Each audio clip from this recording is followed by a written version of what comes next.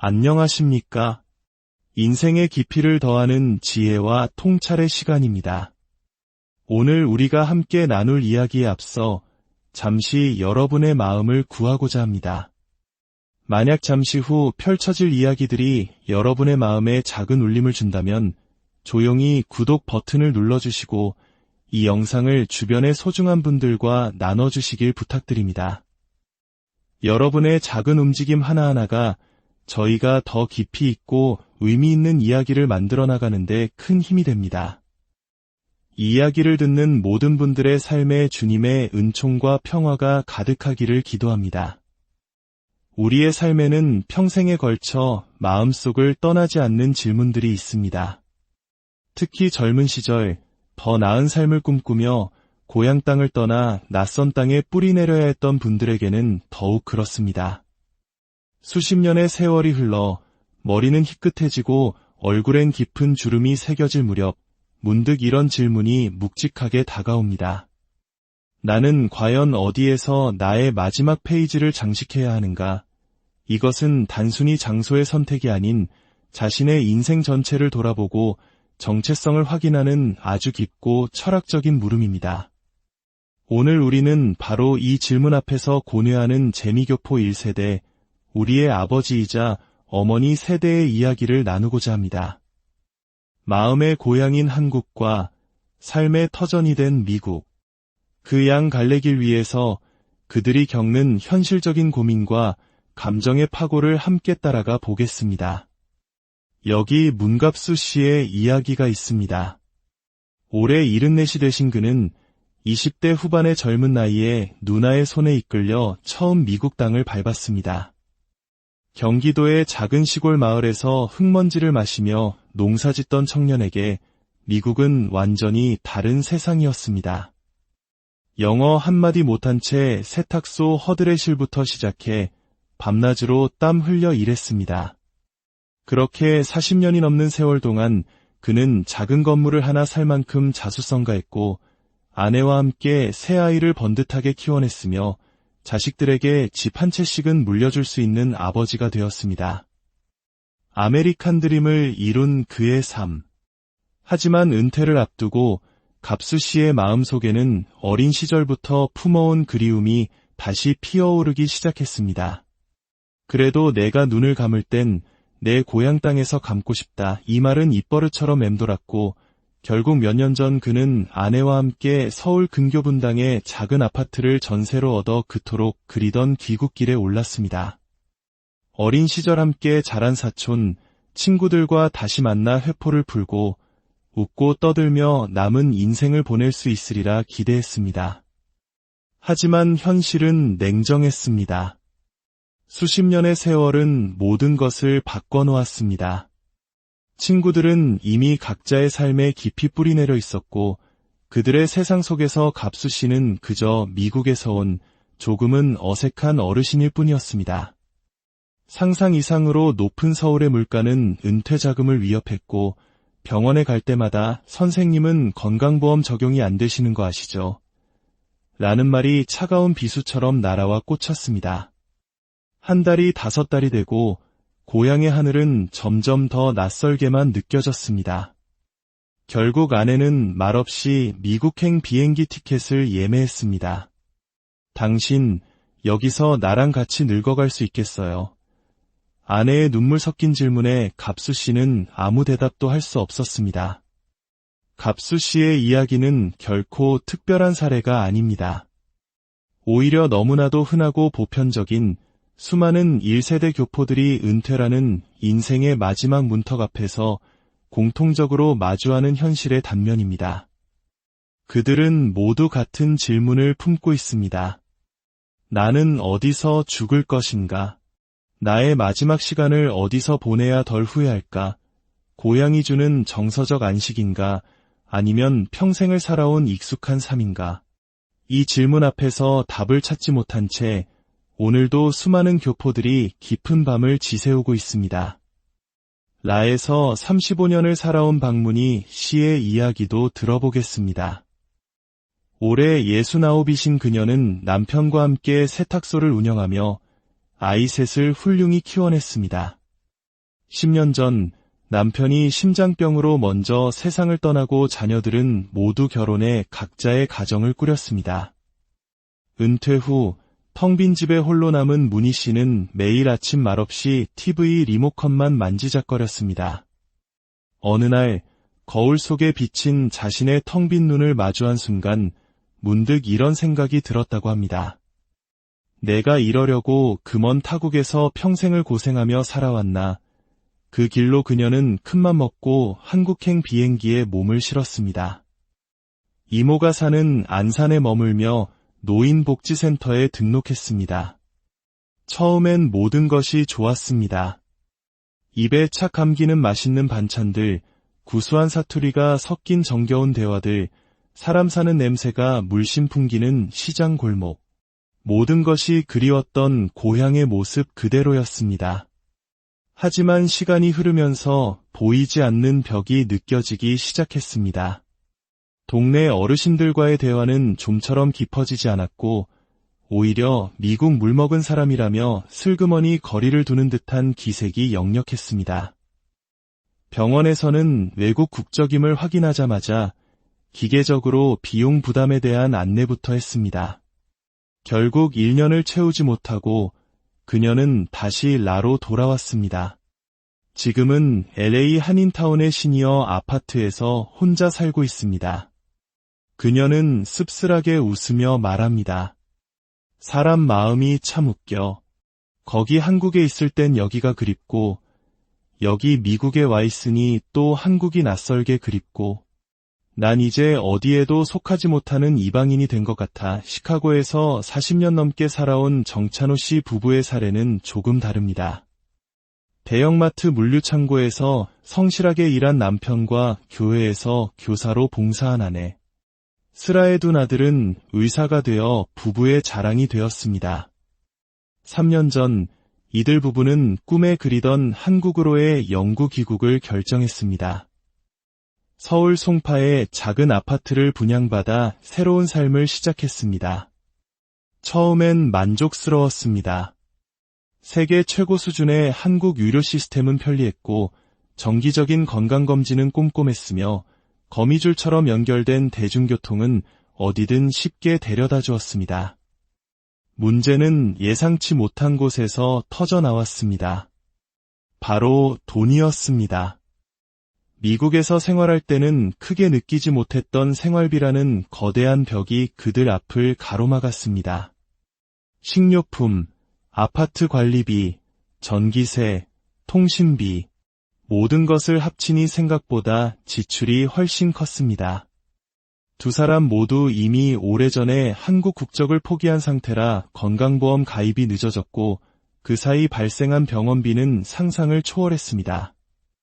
하지만 돈보다 더 큰 문제는 지독한 외로움이었습니다. 아들은 미국에 있었고 한국에는 수십 년의 세월 동안 교류가 끊긴 먼 친척들뿐 마음을 터놓을 가까운 이가 단 한 명도 없었습니다.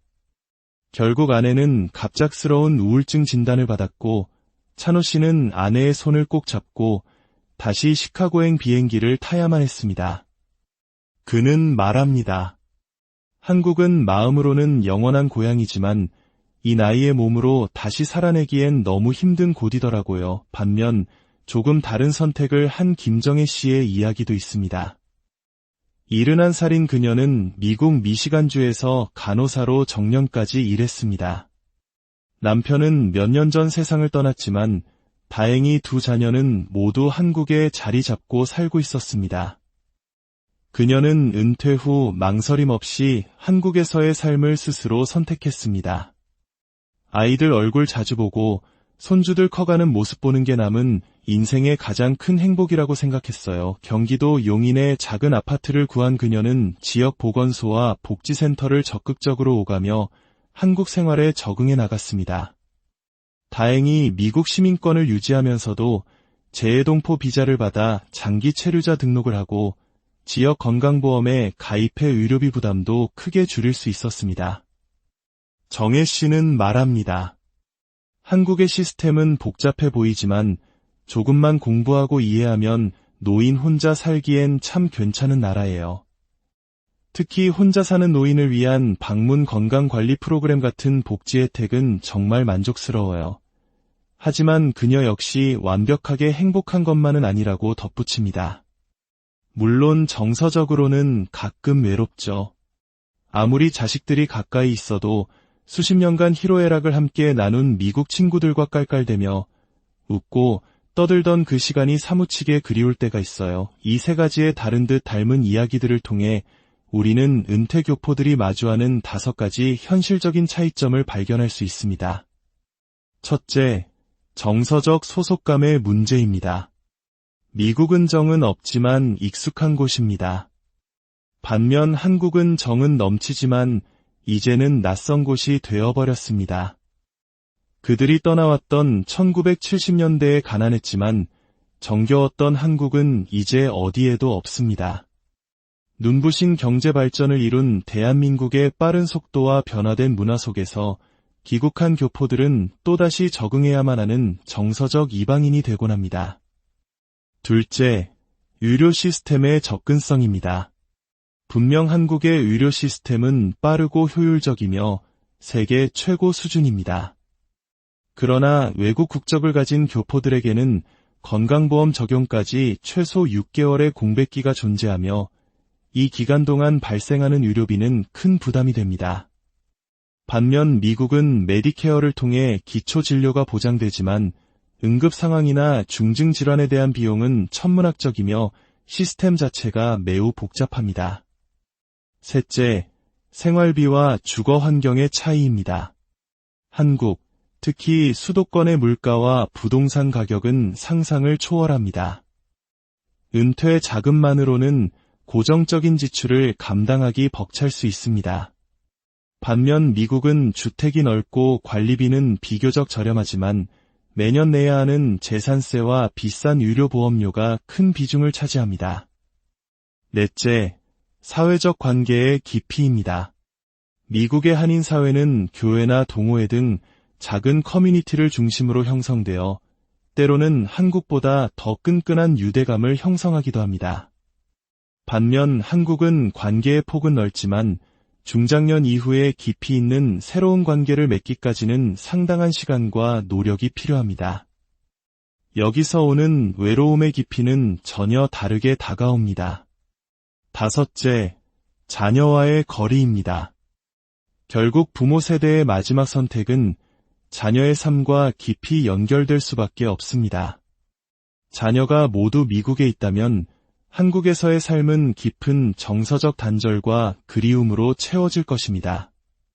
반대로 자녀가 한국에 있다면 미국에서의 노년은 공허하게 느껴질 수 있습니다. 이는 단순히 물리적 거리뿐만 아니라 마음의 거리에 대한 문제입니다. 그렇다면 이 복잡한 문제 앞에서 우리는 어떤 현명한 선택을 할 수 있을까요? 감정에만 치우치지 않고 현실을 직시하는 5가지 실전 전략을 제안합니다. 첫째, 나의 정체성과 정서적 소속감을 냉정하게 점검해야 합니다. 나는 과연 이제 어느 나라 사람인가? 라는 근본적인 질문에 답해야 합니다.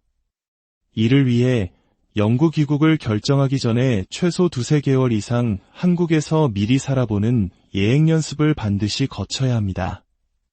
단순히 관광객으로서가 아니라 동네 복지관과 병원, 마트를 오가며 실제 주민으로서 살아보는 경험을 통해 내가 한국의 생활 리듬과 문화에 적응할 수 있는지를 스스로 진단해야 합니다. 둘째, 연금과 건강보험을 기반으로 철저한 재정 시뮬레이션을 해야 합니다. 미국에서 받는 소셜 시큐리티 연금, 한국의 주거 형태, 양국의 예상 의료비와 생활비, 그리고 환율 변동 리스크까지 고려하여 최소 20년 단위의 장기적인 재정 계획을 세워야 합니다. 노후의 삶은 결국 숫자의 현실 위에서 결정된다는 사실을 잊어서는 안 됩니다. 셋째, 나의 건강 상태에 맞는 맞춤형 의료 전략을 세워야 합니다.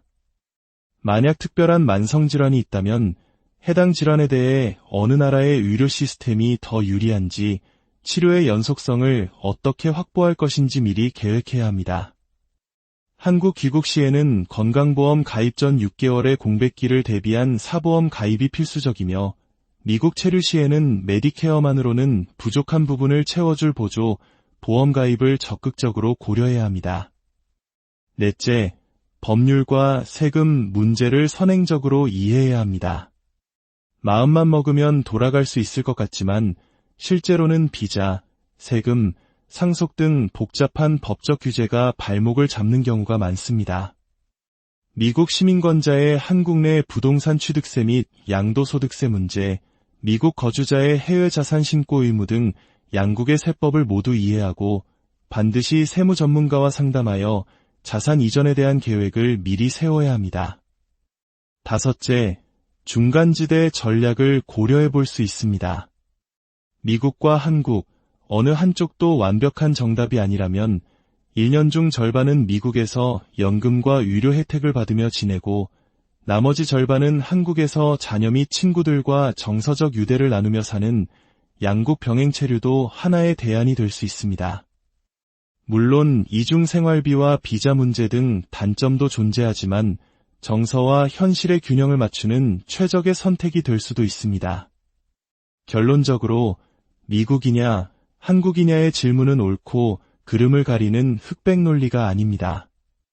이것은 결국 나는 어떤 모습으로 늙어가고 싶은가, 나는 내 인생의 마지막 장을 어떤 이야기로 채우고 싶은가에 대한 자기 자신과의 깊은 대화입니다. 그리움이라는 감정은 결정의 중요한 시작점일 수 있습니다. 하지만 냉정한 현실 분석과 철저한 전략이 뒷받침되지 않으면 그 결정은 머지않아 후회라는 이름으로 돌아올 수 있습니다. 당신의 노후는 단순한 여행이 아니라 당신의 남은 생존과 자존이 걸린 마지막 프로젝트입니다. 이 세상 누구보다 자기 자신을 가장 잘 아는 당신이 가장 현실적이면서도 마음이 이끄는 선택을 하시길 바랍니다. 그리고 당신이 어떤 선택을 하든 그 길 위에서 후회 없는 삶을 살아내시기를 저희가 진심을 다해